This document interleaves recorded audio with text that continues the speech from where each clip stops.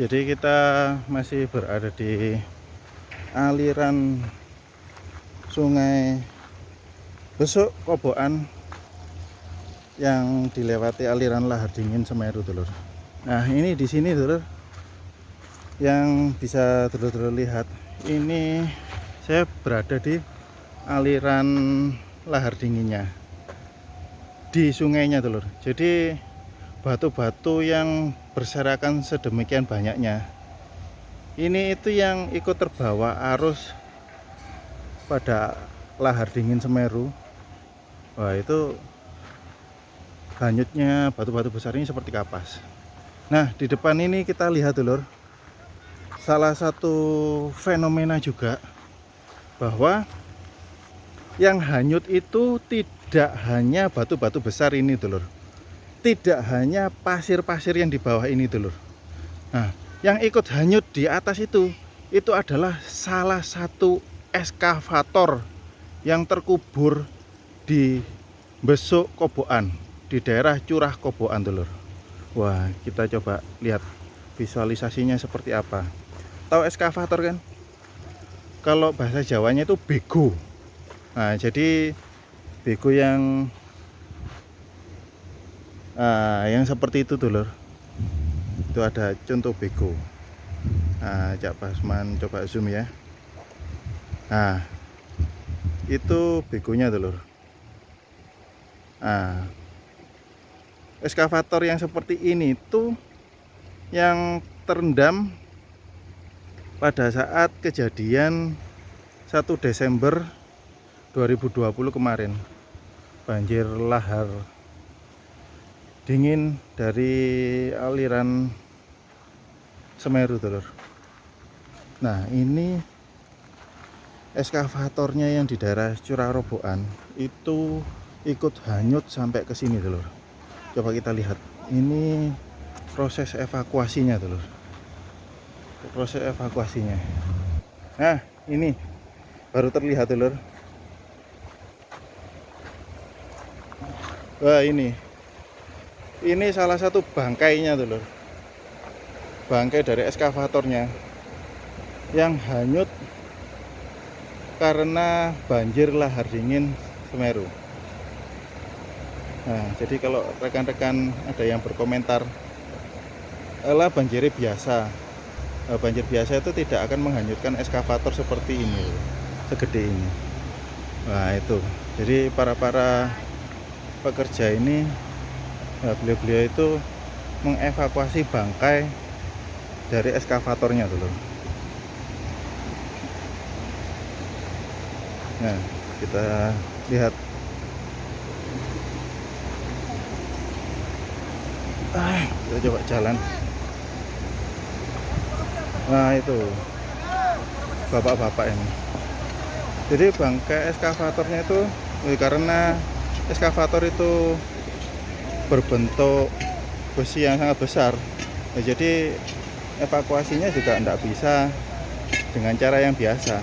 Jadi harus dilas, dipotongi kecil-kecil baru bisa diangkat. Nah, seperti itu. Wow, itu, dulur.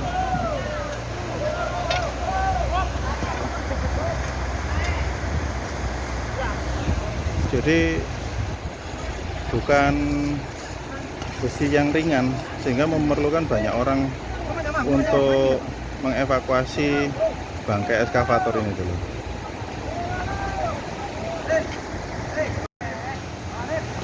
Nah, itu.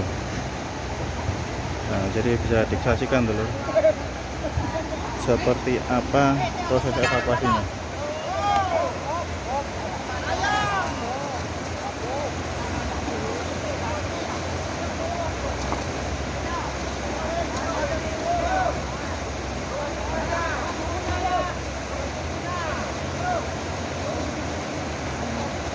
Itu jadi karena eskavator itu adalah alat berat untuk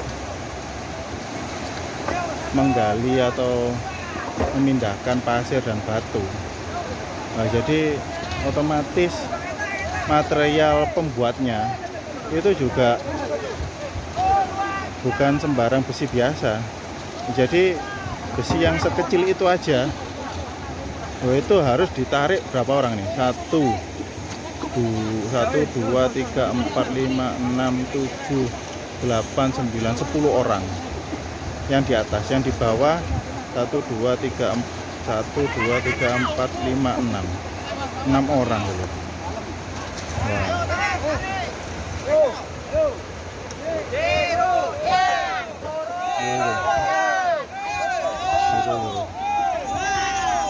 Nah, ya, jadi memang harus dipotongi kecil-kecil gitu biar bangkai dari eskavator ini dievakuasi, bisa dievakuasi naik ke atas.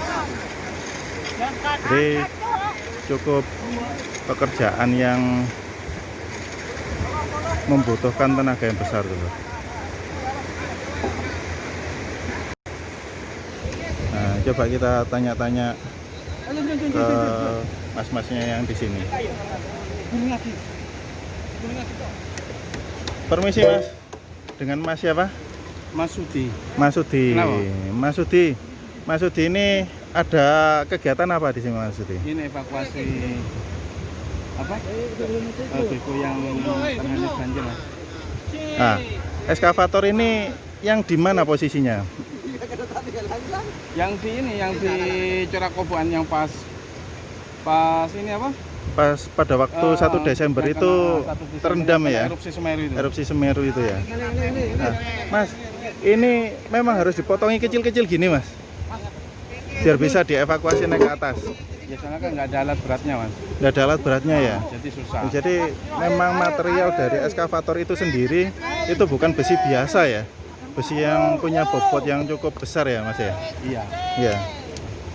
Mas, ini hanyutnya eskavator ini atau bego ini itu kapan Mas? Sampai di daerah bawah Geladak Perak sini. Ya kurang lebih 3 harian mas, pas ada banjir besar itu. Berarti yang banjir siang-siang itu Mas ya? Iya. Pada hari Minggu kemarin itu. Kalau masalah terhanyutnya itu sudah 1 mingguan, cuman pas waktu ke bawah harus ke bawah jembatan Perak ini. Ya? 3 hari yang lalu. Oh, 3 hari yang lalu. Oke. Ini sudah sampai berapa persen Mas pengerjaannya Mas? Kurang lebih separuh nih mas, 50%. Masih 50% ya? Iya. Mas, ini cuaca kan sudah mendung ini. Terus kalau misalkan nanti sudah turun hujan, berarti proses evakuasinya ini Berhenti mas. berhenti sementara ya. Soalnya ditakutkan ada banjir lagi ya yang bisa mengakibatkan para pekerja ini bisa membahayakan ya buat mereka ya. Apalagi batu yang besar ini juga rawan jatuh juga. Iya. Kan udah retak ya. Iya. Mas, ini selain di bawah Geladak Perak sini, itu bangkai dari begonya itu sendiri di mana aja Mas? Ini untuk bangkainya ini kurang tahu mas. Kan ini apa terpecah-pecah kan. Oh, jadi dari keadaan utuh itu pecah-pecah jadi beberapa bagian. Ada yang ketemu, ini yang ketemu. Oh, ini yang ketemu. Oh, gitu nggih. Oke. Terima kasih Mas atas informasinya, matur suwun sangat. Oke, sama-sama. Jadi itu dulur. Eskavatornya ini ternyata bukan satu bagian yang utuh. Jadi satu bagian yang utuh itu ada di Besuk Curakoboan yang pada tanggal 1 Desember 2020 yang lalu itu terjadi erupsi sehingga terkubur material dari lahar dingin Semeru itu dulur. Nah, itu terbawa arus banjir yang hampir setiap hari terjadi. Akhirnya kemungkinan besar itu bangkai dari eskavatornya itu terhempas ke batu-batuan besar, akhirnya rusak dan menjadi beberapa bagian. Dan ini bagian-bagiannya sudah diketemukan, akhirnya diangkat ya, dievakuasi naik ke permukaan. Nah, itu dulur. Jadi memang erupsi ini sangat dahsyat tuh loh, sangat dahsyat. Jadi eskavator yang berbobot besar pun juga sampai ikut terhanyut tuh loh. Nah, jadi jangan bayangkan kalau misalkan ada orang yang jatuh masuk ke aliran lahar dingin Semeru, ya sangat sulit sekali untuk selamat dulu ya. Jadi sekian dulu informasi dari Cak Basman yang melaporkan dari bawah jembatan Perak yang fenomenal, proses evakuasi dari eskavator yang sempat menjadi korban dari amukan lahar dingin Gunung Semeru. Terima kasih buat telur-telur semua, tetap selalu di channel Cak Basman, update info berita lahar dingin Semeru setiap harinya. Assalamualaikum warahmatullahi wabarakatuh. Dolan mangan bareng Cak Basman. Jangan lupa untuk like, komen, dan subscribe channel YouTube Cak Basman. Dolan mangan bareng Cak Basman. Everywhere we go, everywhere we go, everywhere we go.